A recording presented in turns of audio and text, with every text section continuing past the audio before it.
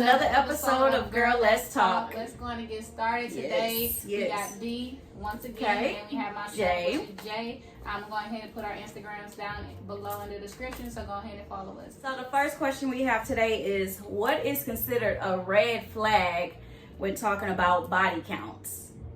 That's a good question. That is a good question. This is a good question because for my age, my body count, I'm going to be candid with you guys. Okay. My body count is 3. Okay. And I'm in my high 20s. So I was told that that's a red flag. That's not a red flag. That's a good thing. Yeah. That's a good thing. But the way men look at it, why have you only been with 3 guys and you're pushing 30? And that's weird though, right? It is weird. It shouldn't be like that. Yeah, because some guys actually think it's like I'm setting a standard. Right. You know what I'm saying? So it's weird. Because in my head, I feel like if you only had 3 people, that means you are a relationship type person.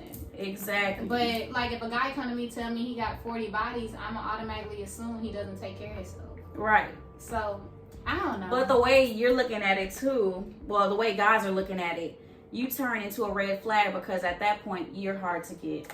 Yeah. You're hard to get, and at that point they feel like they have no chance. Yeah. It's an intimidation thing, like you said. Ego. It's their ego for sure. Yeah. So I don't feel like it's a red flag. It all depends on the person you're dealing with, how they take it. Yeah. Because you're gonna meet most guys. You're gonna meet most guys that are okay with it. Yeah. Like I don't see the problem. I don't see the problem either, but some people do.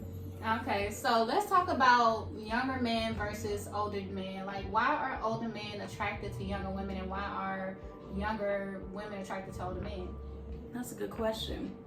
I feel like younger women are attracted to older men because they want established men. They want men that already come with everything, the whole package. When it's a younger man involved, they don't have it all together yet. A man don't get fully together until they reach 35. That's when they're at their peak. Mm-hmm. So women want men at 35 plus for that reason. They want to feel established. They want to be taken care of. They don't want to have to worry about anything financially. Yeah. And then the mindset thing. At that point, men, for the most part, not all men, but for the most part, at 35 plus, men's minds are developed to the point, hopefully, not all the time, because that's not always the case. But once they reach 35, they're financially stable, they're mentally stable, they're ready to build. That's what women aspire to get out of a man. Yeah. And I mean, I guess it depends on the woman too, because me personally, I don't like older men. And the reason being is because I feel like they like to little girl you a lot.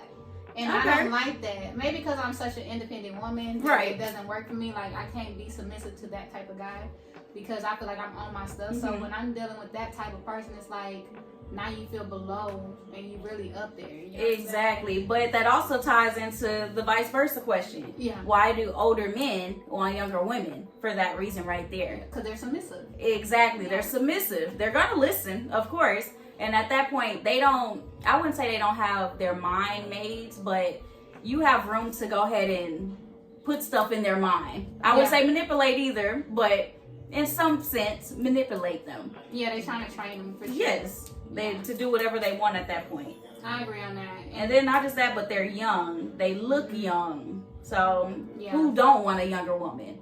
You know? What kind of conversation should you have before getting into a relationship?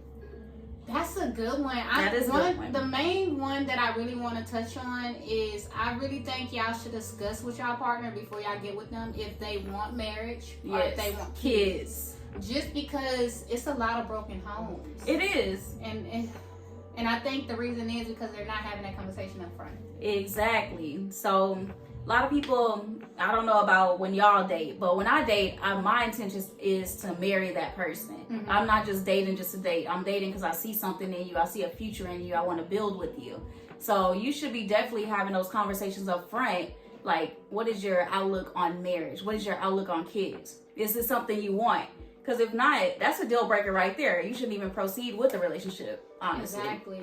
Like, don't avoid them red flags. And don't be nervous, because a lot of people get nervous, too, when they first meet somebody that they don't want to have these conversations. You got to have those hard conversations at the beginning because you have to set the tone at the beginning. Because if you don't, then y'all gonna have all these different opinions about how to raise a kid. Exactly. And this, that, and the third. So I think you need to have that hard conversation once y'all actually figure out if y'all want to be together or not. What is monogamy?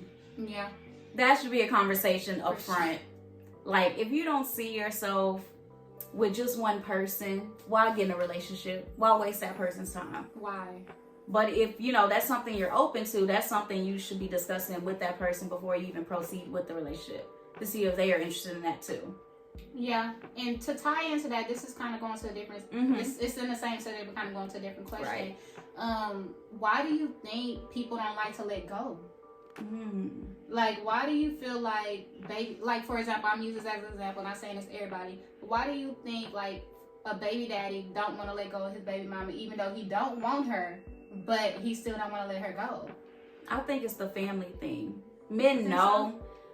It's always the men that don't want to let go. The reason being, they go ahead and establish that family. They don't want to move on from that at that point. I feel like it's a control It's thing. definitely a control thing. Yeah, and the reason why I say this because I feel like in most men's head, they feel like they could control a woman with sex. You know what I'm saying? Because that's when that's their prized possession at that point. Yeah, that's when a woman's supposed to be most vulnerable. Right. So I feel like in order to knock her down, he wants to be able to control her with sex. I agree. You know what I'm saying? So that's why, because I was thinking about that because I just listened to a podcast and I heard that conversation. I was like, that's so true. That is true. Like, that's the same reason why a man want to date an independent woman, just because he wants to sleep with her. Even if he don't want her, he wants to sleep with her just so he can have that type of control in order to knock her down a pedestal. Yeah. How to deal with, like, depression and anxiety? That's a good one. That's a good one. And a lot of people don't talk about this enough. A lot of people do deal with depression and anxiety. I myself, actually, I deal with anxiety a lot. And what we don't talk about is how to deal with that in a healthy way. So some of the things I do: take walks, enjoy sunlight, talk to someone. It is so important to find somebody you trust to talk to about how you actually feel. Holding that stuff in does not help you. I'm here to tell you that. It does not help you at all.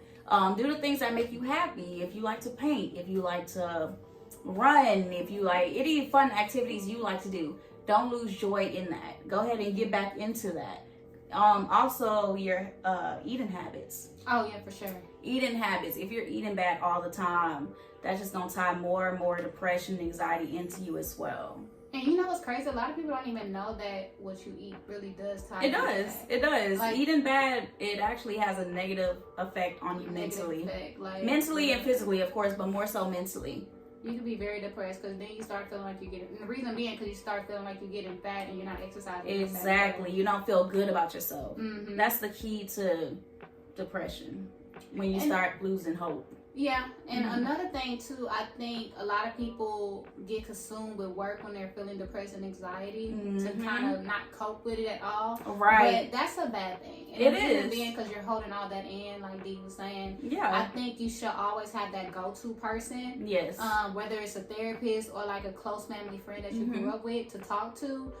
Just because, I'm going to be honest, you really can't deal with it by yourself. You cannot. No matter how hard you try. Like, I know it's a lot of like strong, independent people out here because I am one of them people, but I do have that person I can always run to and kind of tell them certain things that I won't tell somebody else, and that's always good to have. I think it's also, I'm not saying, I know I did say sometimes you overwork yourself, but it is good to be busy. It is, but some people use that as a coping method to not think about the reality. You got to tap into reality in order to get through it. By just working and saying, oh, I'm gonna just make this money, this and that, and it's not gonna help you.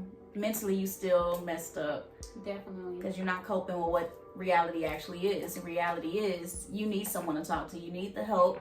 You need to cleanse yourself mentally, physically, all of that.